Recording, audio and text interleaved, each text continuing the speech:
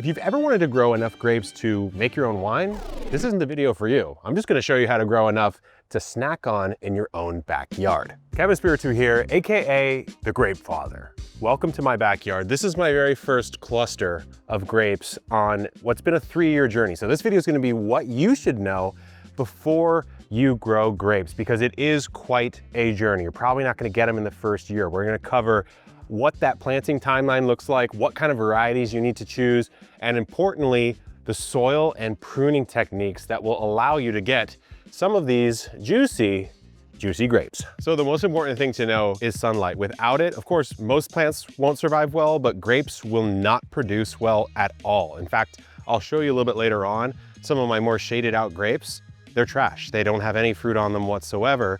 And grapes are such a studied plant because they're so commercially viable for wine and other sort of value-added products that we know down to the percentage point how much shade impacts plants. In fact, if a grape leaf is in shade, it's at 6% effectiveness as far as converting that energy from the light into actual sugars and carbohydrates and stuff for the grapes. So put this baby in the sun 7 to 8 hours minimum. And this is south facing. So I'm getting blasted by sun rising in the east, setting in the west. This is getting hit with sun the entire time. A single grapevine like this one right here needs probably at least 8 feet of space between the next one. I think we did about 12 feet, maybe 10 to 12 feet here. There's a vine there, there's a vine there. And then you get into soil. You can grow grapes in a ton of different types of soil. I have sort of a clay style soil here in my climate of San Diego. It's just that they don't want wet feet or they want to be soggy. So we planted ours up on a bit of a mound. You don't want these down in some sort of channel or hole where they're accumulating a lot of water. In fact, dry farmed vineyards is a really popular way to grow grapes where you basically only use the water that's coming down from the sky above. You don't actually irrigate it at all. That's how sensitive they are to too much water. With grapes, it's pretty much a 3-year timeline, at least it was for me, to get your first cluster. So year one's gonna be planting and setup, which we did 2 years ago, I think 2.5 years ago now. The year 2 is gonna be training. So we'll get into how you get them up on the trellis and what you're supposed to do at that point. Year 3, which I'm at right now, you should start getting your small first harvests of grapes. And I'm very fortunate. This year I actually have a pretty big harvest. There's a ton right here and there's a ton over there. So let's get into some varieties because that's probably the most important thing after sunlight. Varieties wise, I'll just tell you the one I'm growing. It's the flame seedless grape, which is very well suited to my climate. I'm in Southern California. It's probably not the climate most people are used to grapes growing in. They're probably used to them growing a little bit more northerly. So this one works for me, but there's so many different types of grapes, just like the wines. Actually, when I was a kid, and honestly, until not that long ago, I didn't realize the names of wines were just the names of the grapes, like Pinot Noir, Pinot Grigio, those are just grape names. Maybe a wine person will correct me on that, but either way, I'm not a big wine drinker, so I'm just gonna be growing my table grapes, Concord, Flame Seedless. You can get into some hybrids, which I do recommend. The biggest problem you'll probably run into is some sort of fungal disease on your grapes if it's not a growing mistake, which by watching this video, you will prevent. So we've had some of that. The Flame Seedless is supposed to be a little bit more resistant. You can get a hybrid that's specifically resistant to it, but I would say with variety, it's hard for me to say, hey, you go grow this one. Go to your local nursery and say, I need to know what grape works well in my region. That will set you up for success because remember, it's a 3-year journey, so you need to get the right variety in the ground. And speaking of, how do you get these in the ground? So we planted these a few years ago, like I said. It's actually really easy. I feel like with grapes, people complicate it a lot because you think about wine, you think it's so fancy, it's so precious.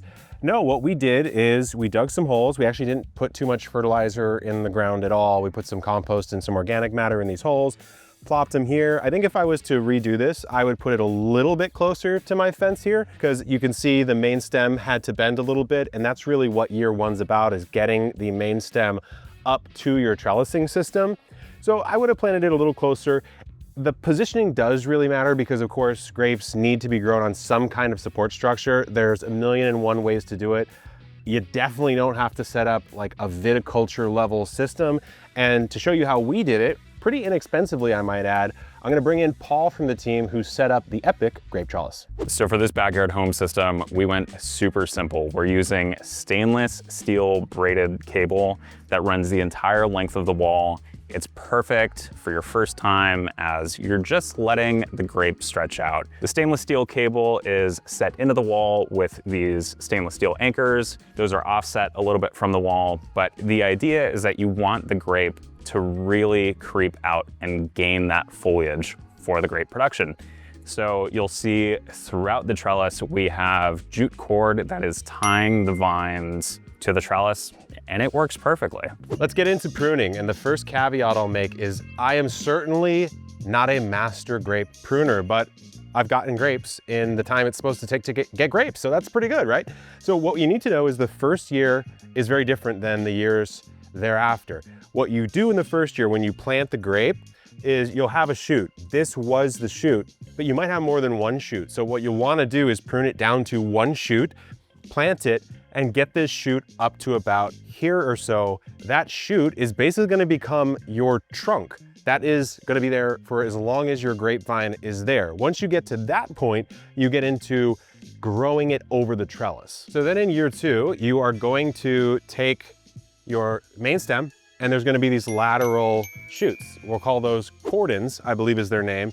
And you're going to get those to go over your lowest level of your trellis. The main stem can keep coming up, and you can do that again. And of course, if you have a third one like we do, you can do that again. So you can see the stems coming up here, and I'm taking a lateral shoot this way, lateral shoot this way, lateral shoot this way, and then this way and this way. Now I've set up kind of the skeletal structure of the grape, and then you have to figure out how to prune it to actually reliably produce these juicy grapes. So now you're getting into the pruning techniques for, how actually you get the grapes on the grapevine. The thing about grapes is these are called canes. So the one that the grape's actually hanging off of, that's a grapevine cane. And it's gonna produce on first year canes. So after I harvest, let's say from this cane right here, these clusters of delicious grapes, this section of the plant is not going to produce grapes again. So at the end of the season, I can cut this one very aggressively back down to what's called the spur, which is where this is coming out of the cordon. So you want to do that, and you just want to make sure that you're aware of that, because you don't want to be pruning anything off, especially like in the spring, that is actually going to produce grapes that year. So pruning powers grape growth, but Shopify, the sponsor of this video, really powers Epic Gardening. We use Shopify for pretty much the entire back end and even front end of our business, our commerce business. In fact, the Flame Seedless Grape can be purchased on our Shopify store. So back in the early days when I was selling Birdie's Beds, then of course when we acquired Botanical Interests and we sell all of the 750 varieties of seed that Botanical Interests offers, it's all powered by Shopify. I'm a gardener and a bit of a business person, but I'm really more interested in the plants and the creative side of things.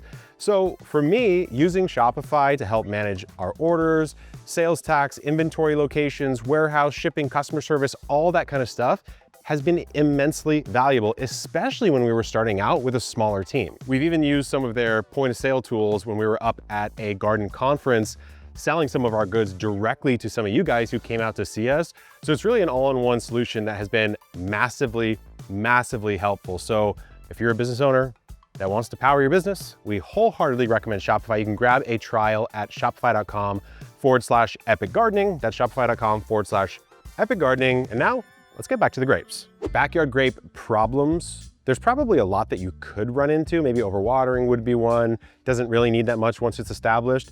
But what I would say is fungal disease has been our biggest problem. We've struggled with it a lot. Paul's been out here battling it like crazy. You can even see some evidence of it on some of these leaves that I just shredded, but that is a little bit of evidence right there. There are a couple of things you can do about it. Of course, there's some sprays for things like powdery mildew. We've got a video on powdery mildew that's coming out pretty soon, but you also want to just prune. Grape canes only need at least 14 to 16 leaves to produce a nice cluster, right? They need at least that many. If there's more than that many and they're blocking other leaves, not only is that making them ineffective as far as photosynthesis goes, it's actually just cluttering it up. It's clogging up the airflow, and it's probably contributing to some of that fungal disease. So you can come through and actually clean up some of the leaves. In fact, I mentioned that my grapes in the shade over there aren't doing as well. I don't actually have any clusters on my grapes that are underneath that avocado tree.